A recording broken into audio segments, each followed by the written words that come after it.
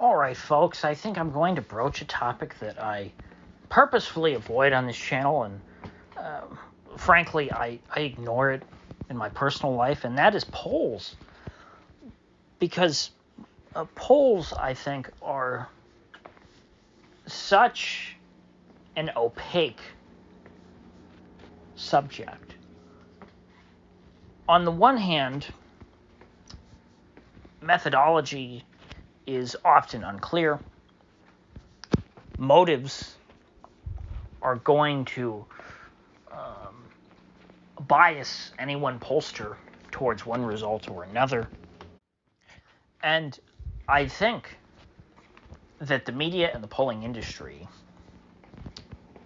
are all too aware of the messaging power of poll results. That's why I think media organizations often fund these political polls, is because they're creating news stories. They are driving narratives. And at the end of the day, poll results don't mean anything. They are just numbers on a piece of paper. And so, when you consider the advantages of skewing polls one way or another, it doesn't seem so crazy that you would fudge the numbers, that you would distort them, or just plain make them up out of whole cloth. And so there are, legitimate pollsters who try and do a good job and fail, also mixed in with charlatans, liars, and propagandists.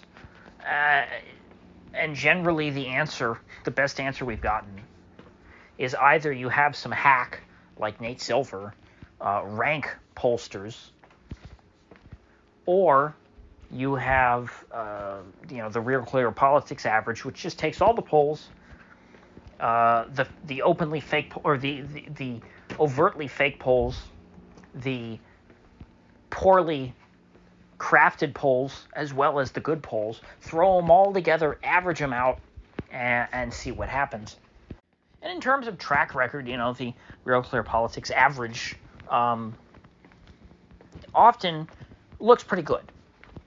When the election finally comes, and you take the average of the 5 most recent polls from any given election, you usually end up with a somewhat close result. But this far out, polls mean nothing, even though the election is this November.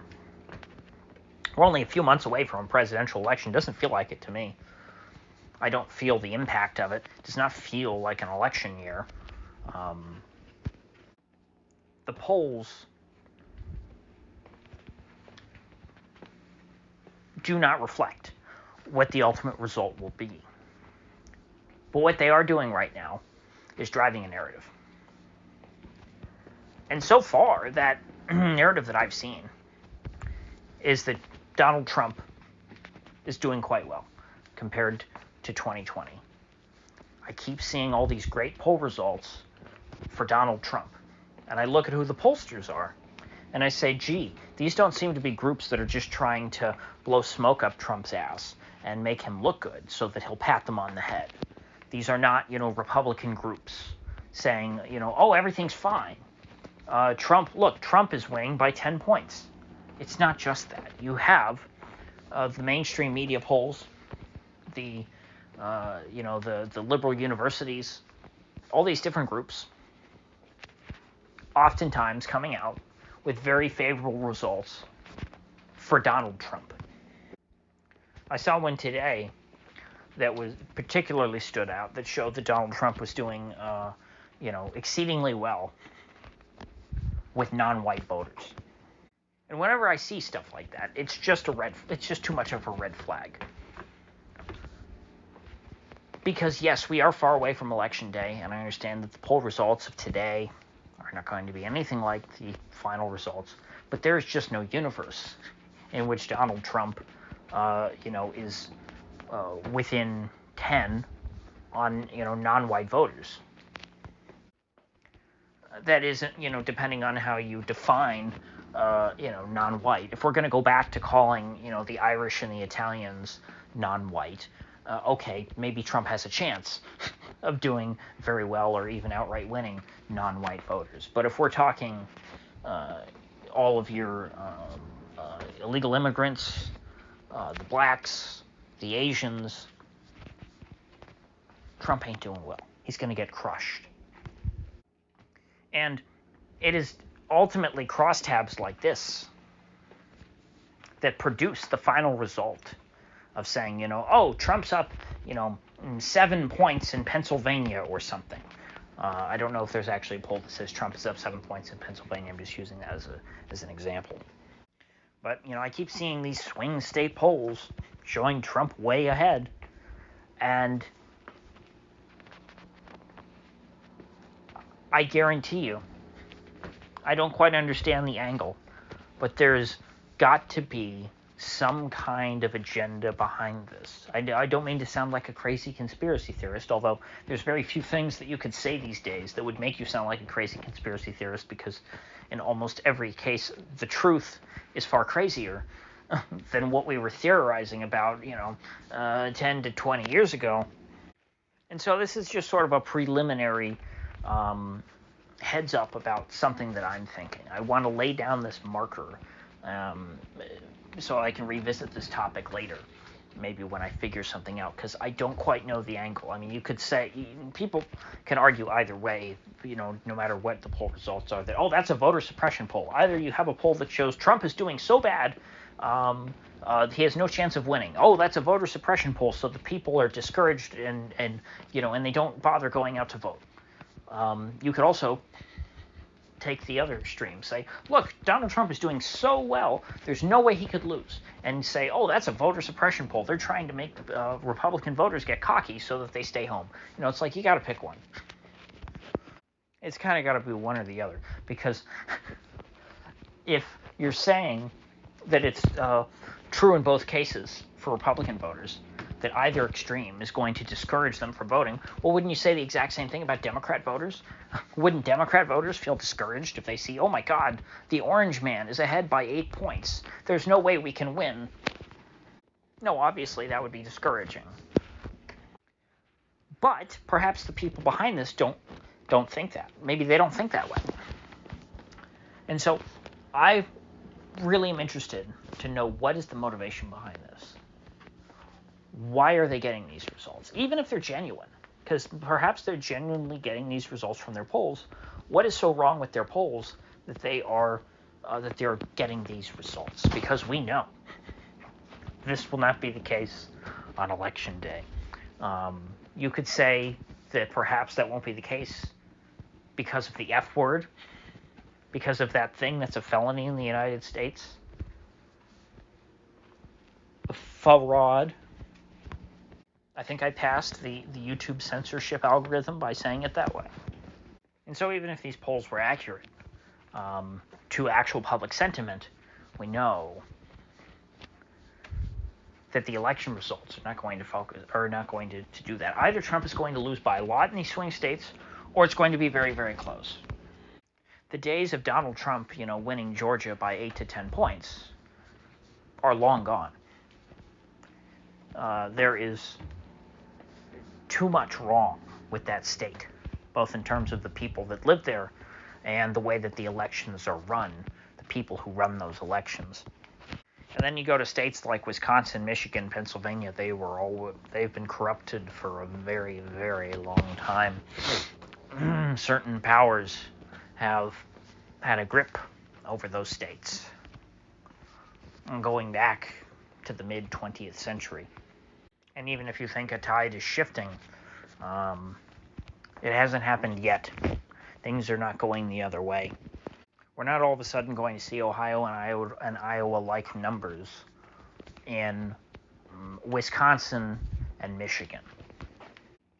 Not this quick, because 2016 was a year of a lot of upheaval, where there was a lot of shifts in voting patterns. But that's because we had a radical shift in our politics. And I don't mean radical in the sense of like extreme.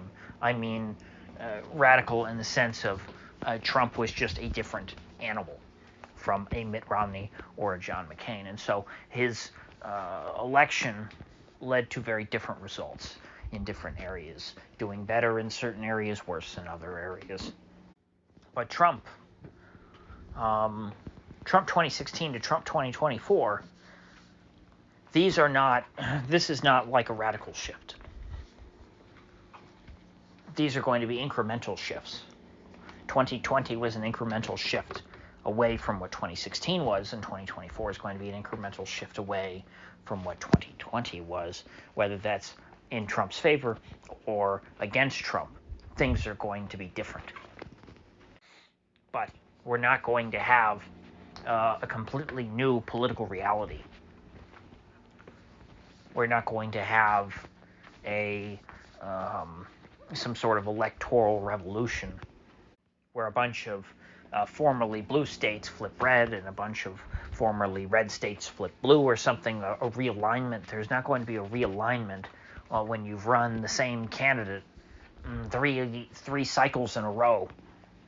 People have their minds made up on Trump. There's not a lot of wiggle room one way or the other.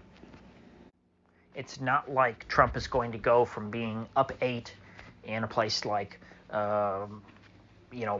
Minnesota or Wisconsin, one of these places, Arizona, Nevada. He's not going to go from being up 8 points to being down 3.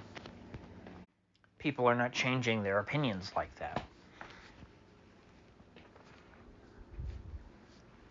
In reality, Trump would have never been up that high. And so it begs the question, why are these polls being put out? Why now? It can't be voter suppression this early if you want to use the voter suppression argument. They're not going to suppress people's votes by giving them hope in March that Trump is doing well. You're not going to think, oh, well, back in March, Trump was polling pretty well, so I'm just going to stay home now that it's November and not vote. In fact, if you kind of like to try and read the tea leaves as far as primary participation goes, and yes, there is no competitive primary against Trump, but still, when you have a lot of enthusiasm for a candidate, people are excited to go out and vote for them, even if it's something that's sort of ceremonial at this point, like the primary, since Trump is so far and away going to win. If people are still excited about your candidacy, they will relish taking the opportunity to go out and vote for you. And, compared to other historical primary elections for someone who's practically an incumbent, Trump 2024 does not appear to be the strongest campaign so far. And so that just adds to my skepticism of these polls. So ultimately, I don't know what November will bring. I think that the only thing that is certain at this point, I know it's cliche, but is uncertainty. And frankly, I would like to see the campaign season, start to heat up a little bit. I just feel like between the two of these men, there's not a whole lot going on. I think, well, other than, I guess, 2016, we've never had an election with two people who were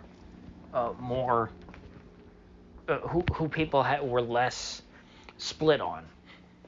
Or I should say, forgive me, it's a weekend, so my thoughts are a little delayed. I almost said retarded. Let's just say people have their minds made up about how they feel about Donald Trump or Joe Biden. These are two men who have been nationally known figures much longer than I've been alive. And both of them, interestingly enough, have been president of the United States. When's the last time we had two presidents, two people who going into an election had been president before were running against each other? Was it 1912? Was it over 100 years? But that's an interesting dynamic that I haven't heard many people talk about. You have the 45th president running against the 46th president. It's quite the anomaly, especially when you consider how whenever a new president comes in, there is this sense of nostalgia for the previous guy. For years, I would see these bumper stickers of, George W. Bush like smiling and waving, and it would say, "Miss me yet?" And after Trump was in, there was all this nostalgia for the Obama administration. And you hear the same things now, and now that Trump is gone, about, oh my gosh, remember when all we had to worry about were mean tweets? Now Trump doesn't tweet at all. Those people should be very pleased with themselves. So anyway, with that said, I will see you folks back here in the next one.